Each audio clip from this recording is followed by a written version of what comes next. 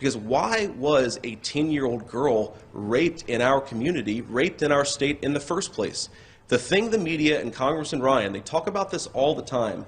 The thing they never mentioned is that poor girl was raped by an illegal alien, somebody that should have never been in this state in the first place. You voted so many times against border wall funding, so many times for amnesty, Tim. If you had done your job, she would have never been raped in the first place. Do your job on border security. Don't lecture me about opinions I don't actually have. Here's Don Trump Jr.'s reaction to that exchange. Now that is what we call in a debate a knockout. Yeah, so that's, and they've got a couple of Democrats there. Steve Turley does in this video. They are getting crushed in all of the debates, absolutely crushed, and that is what Liberal and NDP party members have to look forward to in the future when they're trying to get reelected. Well, especially if we can get rid of this, if their vote tampering and all that kind of stuff can be brought to a halt, and it is being brought to a halt. I mean, a lot of work to be done, but I mean, as that dries up, yeah, they're going to have to be forced to going out there and actually doing it the real way, and they're going to get destroyed. Yeah, they're absolutely going to get destroyed, especially anybody who's been helping prop up Trudeau and Singh and doesn't turn against them. The public is going to crucify them, but not only the public, they're going to have to, they won't even be able to show up to debates. I think we're going to see Liberal and NDP candidates refusing to go to debates because they cannot justify the stuff that the Trudeau government has been doing to us for the last 2 years. And they're going to get destroyed. It incriminates them. It incriminates them if they say it. They say it was justified, or they say anything.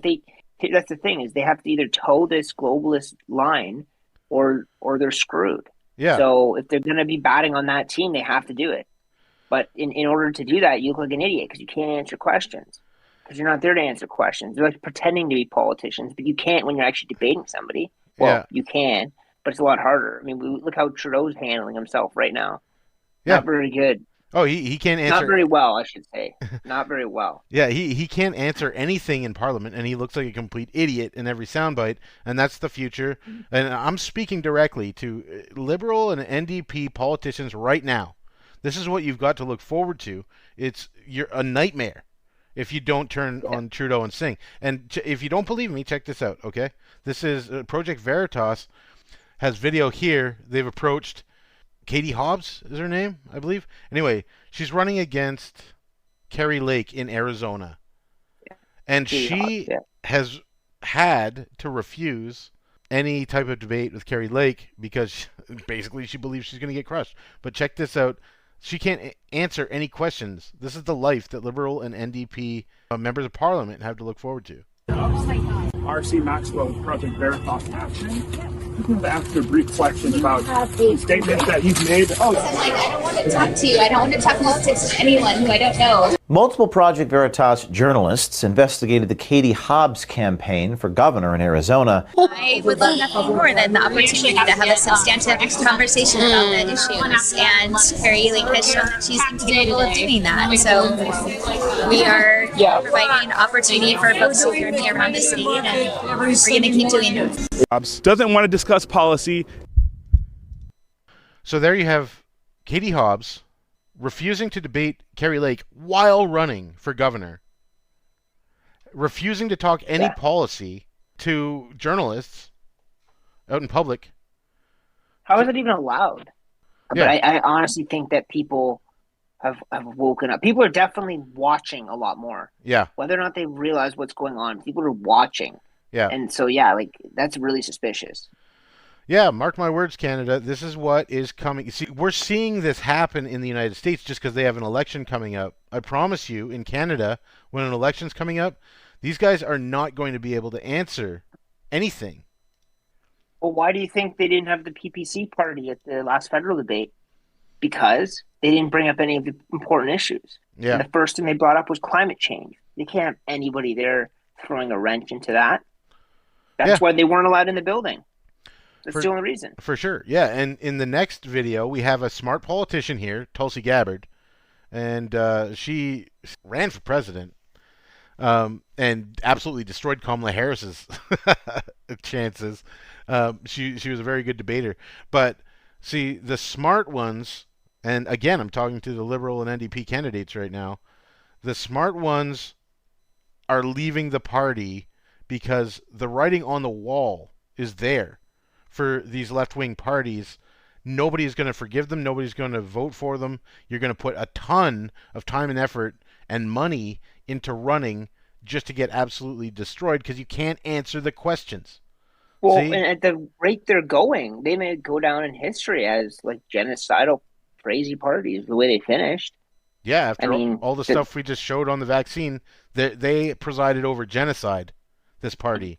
Like, if think about it, when our kids and our grandkids are looking back at this, like they're going to be like, wow, people were stupid. Yeah, for sure.